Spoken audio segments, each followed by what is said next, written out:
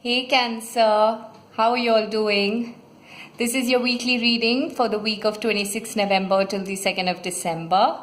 And just in case you don't follow astrology, I do wish to tell you that Mercury is retrograde. So yes, you will face a lot of troubles with respect to communication devices, having important deal conversations, confirmations. So business or personal important conversations definitely not happening. Not a great time to go ahead with those. Even if you attempt to, you might just face a lot of delays. It may just not go the way you want it to go. It may be a good time to speak to yourself, connect with your own self, have that little personal chat with your own inner self and realign on your energies. Mercury goes direct on 7th of December. So by the time we do the next week reading, I should be in a position to tell you what happens in your life after Mercury goes direct, because everything else in the sky seems to be sort of okay, right? It's been a difficult year for a few. It's been a year slightly better than what it was since 2014 for the other set of signs.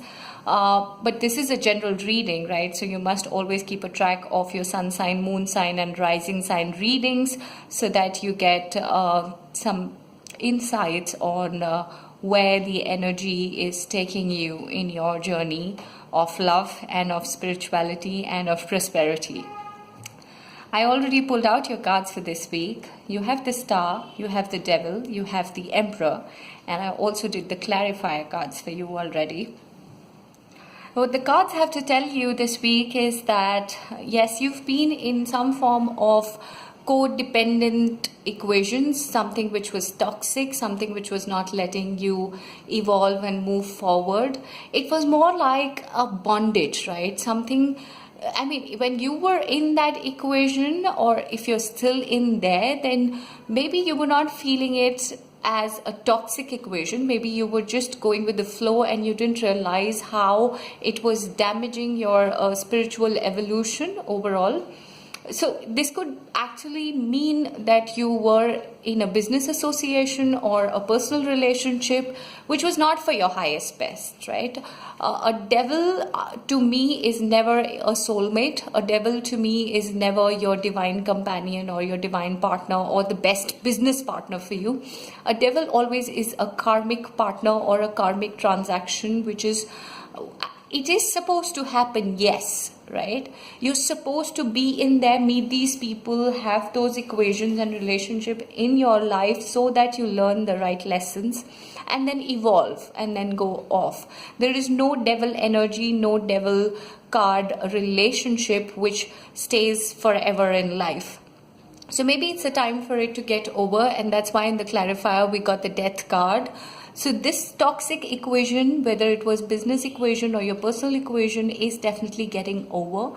A new cycle is right there to start. However, because this is getting over, you are in the moon energy and you're feeling very depressed.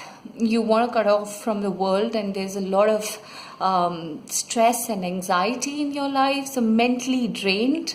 It's like that heavy energy that you're battling, and that is more like you to yourself, because you can't essentially go and explain it to someone.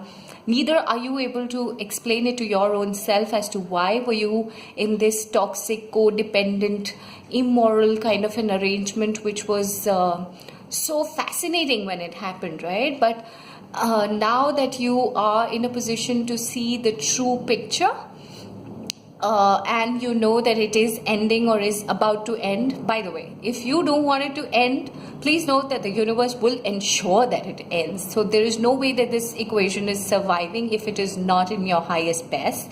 So the best way would be that you prepare yourself for the end, and if you do that, then you may be in a better position to overcome the moon depressive energies in your life and in your own mental space. The moment you get over this, you will evolve to being the Emperor and being the King of Cups. So if it was by any chance with respect to your love relationship, then I would say that you are in a better position to understand who is it that is your true soulmate and who was your karmic mate, the devil energy. So the devil energy meets with the death because that cycle is now over. You realize the importance of true love. You realize who is it that is truly there for you. You take back your authority.